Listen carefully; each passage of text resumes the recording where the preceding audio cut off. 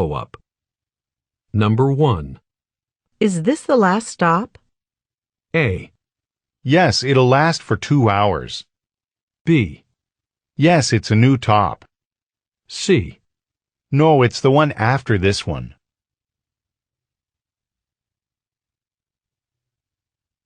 Number 2. Did you call the customer back? A. I sent an email instead. B. Yes, it's an old custom. C. No, it wasn't black.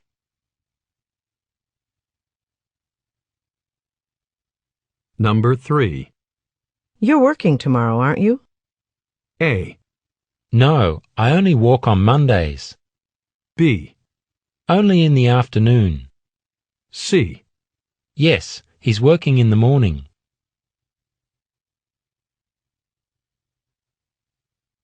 Number 4. Can you remember the details?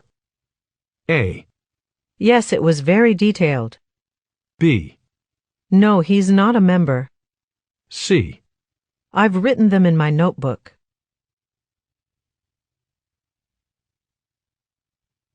Number 5. You read through the notes, didn't you? A. Yes, but I couldn't understand them. B. Yes, I noticed him too. C. Yes, I went through there yesterday.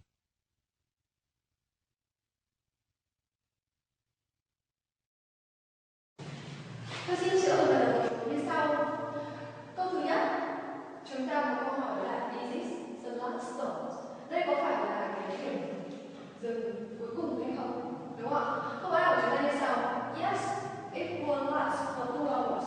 Các bạn thấy ở đây chúng ta có xuất hiện digitals, đó là từ last. Từ last lặp lại trong cái câu hỏi. Cái từ last ở cái câu hỏi chúng ta có nghĩa là cuối cùng. Nên cái từ last ở đáp án A của chúng ta nghĩa là kéo dài. Vâng, nó sẽ kéo dài trong 2 giờ. Thì không phải. Đáp án này không phải trả lời từ đáp án trả lời đúng cho câu hỏi này. Và ngoài ra chúng ta thấy là digitals càng lặp lại cái từ last này thì càng nhiều, càng sai. Đúng không ạ? Câu B. Yes, it's a new top. Câu này không có digitals. Đó là cái từ top. The similar sound. Âm thanh gần tương tự với lại từ gì ạ? Từ stop. Thì các bạn thấy là càng giống thì càng sai. Và cụ thể ở đây thì đúng là sai thật. Thế tôi hỏi đây có phải là điểm dừng cuối cùng câu hỏi bảo vâng, nó là một cái đỉnh cao mới. Khác đúng không ạ? Thế nào đúng chúng ta là C. No, it's the one after this one. Đây có phải là điểm dừng cuối cùng không? Thì ta trả lời là điểm không. Phải là cái sau cái điểm dừng chân này thôi thì mới là cái cuối cùng. Đúng không ạ? Các bạn thấy là những cái câu đúng này. Nhìn câu đúng thế nào? Cái câu đúng này các bạn thấy chả giống mấy. Chả từ nào giống như câu trên cả. Đúng không ạ? That is the last stop. No, it's the one after this one. Thế là thấy là nó hoàn toàn thì trong hoàn toàn khác chẳng phải chữ nào. Thì như này thì mới là đúng này. Như này mới là đúng này. Được chưa? Thế cái mà đi trước giờ chúng tôi các bạn là rất hay. Tôi cái câu thứ hai nhá. Did you call the customer back? Bạn đã gọi lại cho khách hàng này chưa? Đó là bạn I sent an email instead. Cái câu này là câu đúng này. Thế chẳng giống gì câu hỏi là đúng này. Bạn đã gọi lại khách hàng, gọi lại khách hàng chưa? Bảo là tôi gửi email thay thế rồi. Thì đây là đúng này. Câu B. Yes, it is an old custom. Cái từ custom nghe lại giống như là customer. Nhưng hai từ khác nhau. Cái customer là phong tục tập quán. Thế còn cái từ customer là khách hàng. Vậy là họ lừa. Thì đây chính là dictators. Họ lừa. Càng nghe cái gì giống với câu hỏi thì càng sai. Vậy ạ, câu C là gì ạ? No, it wasn't black. Không, nó không có cái khác này với lại cái black này cũng là gì ạ? Cũng là silver xanh. Đúng không ạ? Càng là giống như này thì càng là dictators. Càng là dictators thì càng sai. Câu số 3 là You are working tomorrow, aren't you? Bạn làm việc ngày mai có phải không? Đây là câu hỏi 40. Đúng không ạ? Nào, đáp án A. No, I only work on Monday. Ở đây chúng ta có hiện tượng gì ạ? Similar sound giữa từ work và từ work. Chúng ta là đừng tôi nhắc đến từ này. Ngay bài đầu bài đúng không ạ? Vậy sai nhá. Similar sound, dictator sound. Câu B. Only in the afternoon. Đúng chưa? Câu này đúng luôn. Bạn có làm việc ngày mai phải không? Nhưng mà là chỉ làm việc vào buổi chiều thôi. Thì đang là đúng của chúng ta.